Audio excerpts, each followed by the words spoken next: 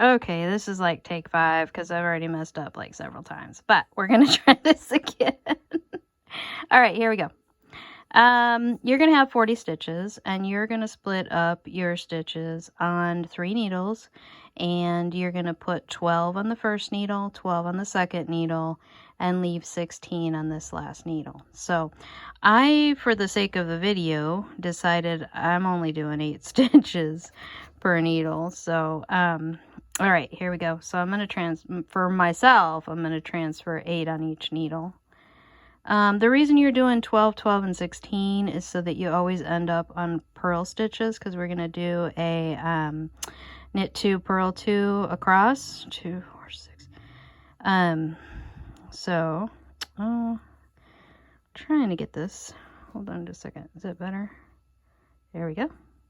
Okay, there's 8 for me. It would be 12 for you. Okay, I'm going to transfer again. I'm just ignoring this needle right now. 3, 4, 5, 6, 7, and 8. All right, so now once I got my stitches on all 3, I just kind of move my needles to where my stitches aren't going to fall off, okay? Okay, you probably already know this when joining in the round, that you want your stitches in the inside and you don't want them twisted. So just make a triangle like that. I'm actually going to turn it over because this is my working yarn. Oh, sorry, hope you can see that. This is my working yarn, and I'm going to go into, with this needle, I'm going to go into this stitch. So, sorry about that. Okay, so here we go. Again, I'm just creating a triangle. You can move your tail out of the way there. Just let that hang. Make sure you got the right working yarn. Okay, now, these are just holding the stitches. I'm going to use this as my knitting needle, all right? And I'm going to go into, this is kind of how I hold it, I guess. Whoops, sorry. Drat, stupid camera.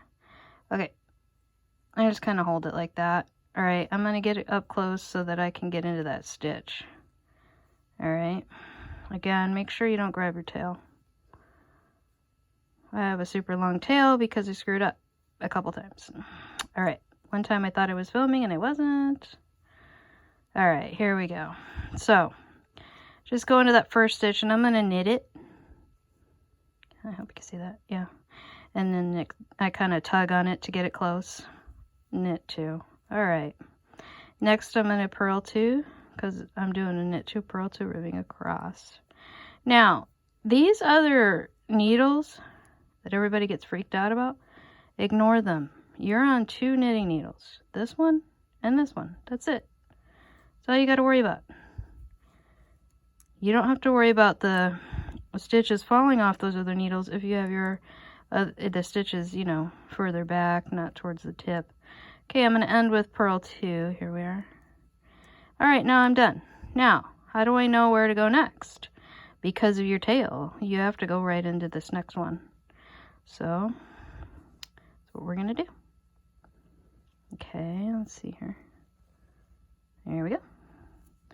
All right, I always end with a purl 2 so that my next one I could just start with a knit 2, which is, I don't know, it's just nicer not to have to, you know, move your yarn around or whatever. Okay, knit 2, purl 2 across on this needle. Again, the other ones are just hanging there. You're not paying attention to them, not worrying about them. Just make sure your stitches are in the middle of those needles and you're fine. Okay, with purl 2. Okay. You'll get used to these other needles being kind of in the way and whatever, and how to hold it, I guess. It just takes practice. All right. Main thing is to just ignore them, I think, personally. Okay, last one. Here we go. We are going to knit 2. And that's it. Now, some people say put a marker at the beginning stitch so you know where your round starts. I don't. I just use my tail as my guide because your tail's not going anywhere until you sew it in the end. Unless you're the type of person that includes your tail in on your cast on. But So in that case, you would want to put a marker. So this is my tail, sorry. All right, here we are.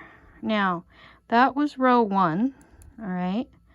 And now I'd start row 2. Again, if you're worried, just move your needles to where those stitches are in the middle, except for the one you're working on. Again, how do I know which one I'm going into? Look at your working yarn. You go into that next needle. And you just keep going around and around and around and around. That's it.